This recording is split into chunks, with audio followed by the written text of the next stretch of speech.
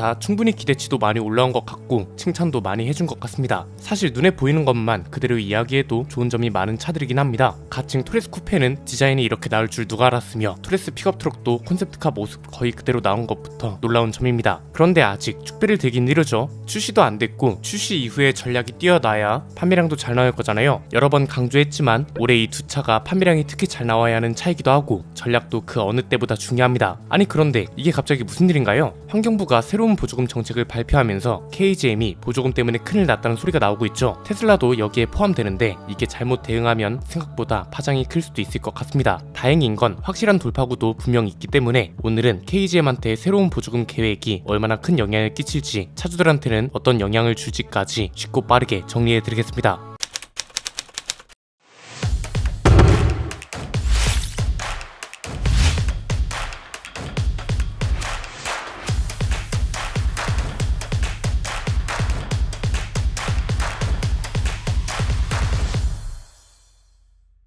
올해 전기차 보조금 계획이 발표됐습니다. 예상대로 자동차 브랜드마다 희비가 엇갈리고 있다는 식의 뉴스가 굉장히 많이 나오고 있죠. 왜냐면 중국산 LFP 배터리를 사용하는 전기차를 대놓고 겨냥한 정책이라는 해석이 많이 나오고 있잖아요. 그런데 이건 너무 단편적인 해석이라고 말씀드렸습니다. 현대기아차도 저렴한 전기차를 위해선 지금 당장은 LFP 배터리를 쓸 수밖에 없고 이미 쓰고 있기도 하고, 그래서 현대기아차도 자체적으로 LFP 배터리를 개발하고 있는 거고, 우리 배터리 기업들도 LFP 배터리를 개발 중이거나 양산을 준비하고 있잖아요. 그래서 현대기아차를 위한 정책이다, 테슬라를 겨냥했다, 사실상 이런 분석은 의미가 없다고 했습니다. 더 중요한 건 환경부의 새로운 보조금 정책이 우리 기업과 우리 전기차 산업을 얼마나 보조해주고 얼마나 효과적으로 밀어주고 있냐 이거죠. 이건 너무 당연한 겁니다. 보조금이라는 건 세금으로 운영되는 거고, 세금으로 새로운 산업에 보조금을 주는 이유는 우리 산업의 부흥을 일으켜서 이게 결과적으로는 경제적 이익을 비롯한 국익으로 돌아가고, 이게 결국은 국민 개개인의 삶에도 긍정적인 영향을 끼치도록 해야 하는 거니까요. 일단 올해 보조금 내용을 보면 승용 전기차는 최대 500만원이던 성능 보조금이 400만원으로 줄어듭니다. 여기서 이제 중대형 차는 400만원, 소형과 경형은 300만원, 초소형 전기차는 250만원 이렇게 또 나뉘고요. 주행 가는 거리도 중요합니다. 500km가 넘으면 성능 보조금이 100% 지급되고요. 400에서 500km 아래부터는 10km당 28,000원씩 차감되고, 400km 미만은 10km당 6만원이 차감된다고 합니다. 한마디로 주행 가는 거리가 긴 전기차 위주로 보조금을 많이 주겠다는 거죠. 가장 주목을 많이 받았던 건 배터리 개수 관련된 내용이죠. 에너지 밀도, 자원 순환성, 이건 이제 재활용이 얼마나 잘 되냐 이런 거고요. 이런 걸 다 따져서 수치가 안 좋으면 40%까지 보조금이 떨어진다고 합니다. 모든 영역에서 보조금을 다 받으면 최대 650만원을 받을 수 있는 거고요.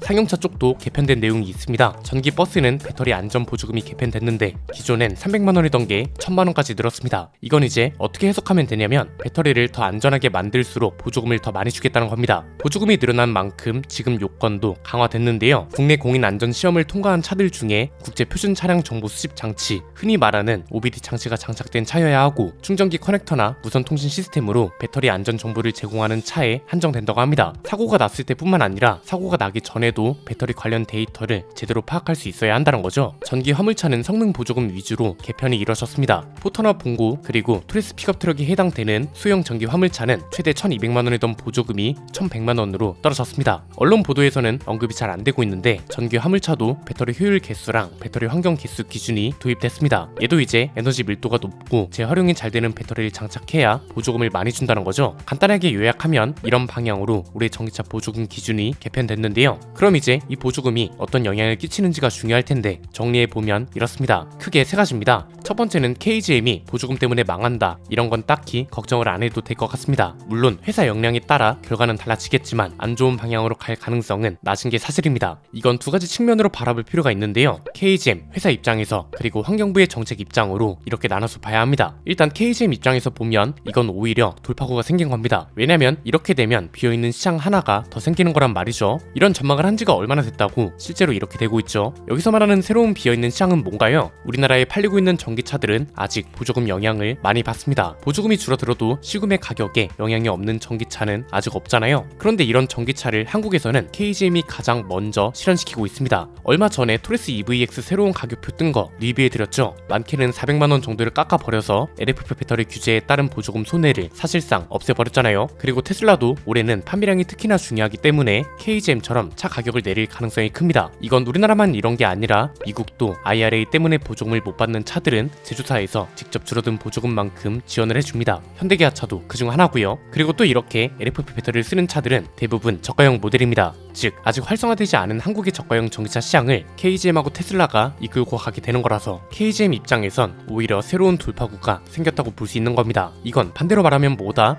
환경부 정책 측면으로 보면 빈틈이 생긴 거죠. 몇 주 전부터 꾸준히 주장했던 것이기도 한데 취지는 좋다. 그러나 빈틈이 꽤 많은 치밀하지 못한 정책이다. 이렇게 보는 겁니다. 왜냐면 이렇게 하는 취지는 우리나라 전기차 산업과 기업을 보호하기 위한 게 맞죠. 그런데 정작 LFP 배터리를 쓰는 회사들이 차 가격을 내려버리니까 사실상 이 정책이 영향을 거의 안 받게 되는 거죠. 동시에 이 회사들은 차 가격을 내리면서 가격 정상화에도 더 빠르게 다가가고 자체적인 가격 경쟁력을 갖추게 되는 거라 오히려 역으로 LFP 배터리를 도와주고 있는 꼴이란 거죠. 그래서 아예 반대로 우리 기업이 배터리를 쓰면 혜택을 늘리는 방향이 더 나을 거라고 본 건데 아쉽게도 결국 변화는 없었습니다. 심지어 KGM은 토레스 픽업 트럭이 있잖아요. 얘는 또 화물차 보조금을 받습니다. 그런데 또 포터나 본거처럼 화물차 시장에서 경쟁하는 게 아니라 노는 물은 승용차 시장이란 거죠. 그래서 KGM한테는 오히려 기회가 되고 있다는 겁니다. 다른 전기 승용차들과 경쟁하지만 얘네보다 훨씬 많은 보조금을 받으니 가격 경쟁력에서 우위를 가져갈 수밖에 없으니까요. 두 번째는 비아디아 전기차 협업을 한 게 신의 한 수가 되어버렸다는 겁니다. 이건 지금 KGM뿐만 아니라 업계 관계자 누구를 만나도 똑같이 하는 말입니다. 지금 비아디가 어느 정도냐면 전기차 시장 점유율 20%를 넘어섰다고 합니다. 테슬라를 제치고 1위를 한 겁니다. 같은 기간 현대차 그룹은 4%를 차지해서 7위를 했고요. 이런 데이터를 평가할 때는 냉정하게 봐야 한다고 말씀드렸죠. 중국 내수 시장 덕분에 달성한 기록인 건 맞다. 그러나 동시에 그만큼 판매량과 매출이 많았다는 것도 맞다. 이 소리는 중국 내수 시장이든 해외 시장이든 어쨌든 매출과 수익이 발생하고 회사는 그만큼 영향력을 크게 키워가고 있다. 이렇게 봐야 한다고 했잖아요. KGM은 지금 이런 기업과 협업을 하고 이런 기업을 활용하고 있는 겁니다.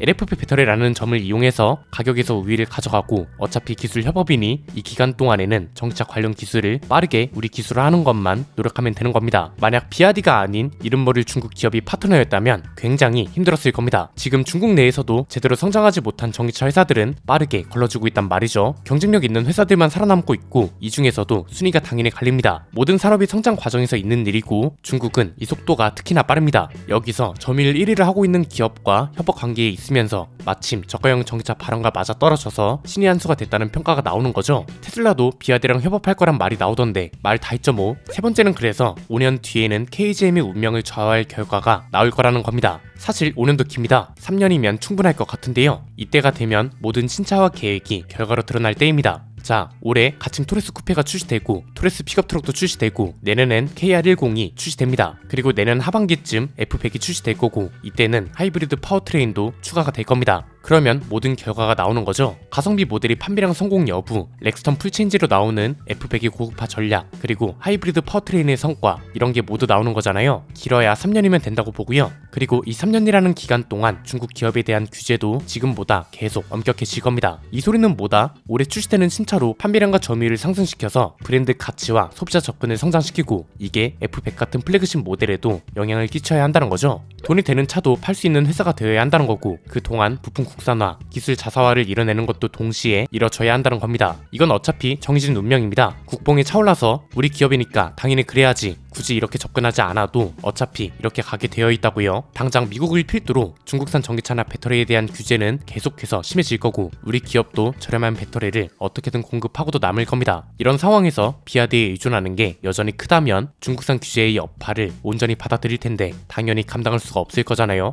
좋게 말하면 성장의 기회가 굉장히 많다는 거고 나쁘게 말하면 발등에 불 떨어진 거란 겁니다. 그래서 저는 이번에 공개된 토레스 쿠페나 픽업 트럭이 굉장히 기대가 되면서도 한편으로는 긴장도 되는 거죠. 사실상 올해 나오는 신차들부터 시험이 시작되는 거니까요. 그렇기 때문에 그 어떤 때보다 가격과 상품성이 중요하다. 동시에 렉스턴 서밋 같은 무리한 시도는 최대한 피해야 한다고 했던 겁니다. 소비자 여론을 확인했으니 이제 본격적으로 움직일 때입니다. 이미 조건도 주어졌습니다. 과연 긍정적으로 전망한 대로 흘러갈 수 있을까요? 오늘 내용은 여기까지입니다. 내용이 유익하셨다면 구독과 좋아요, 알림 설정 부탁드립니다. 지금까지 저는 안피디였습니다. 감사합니다.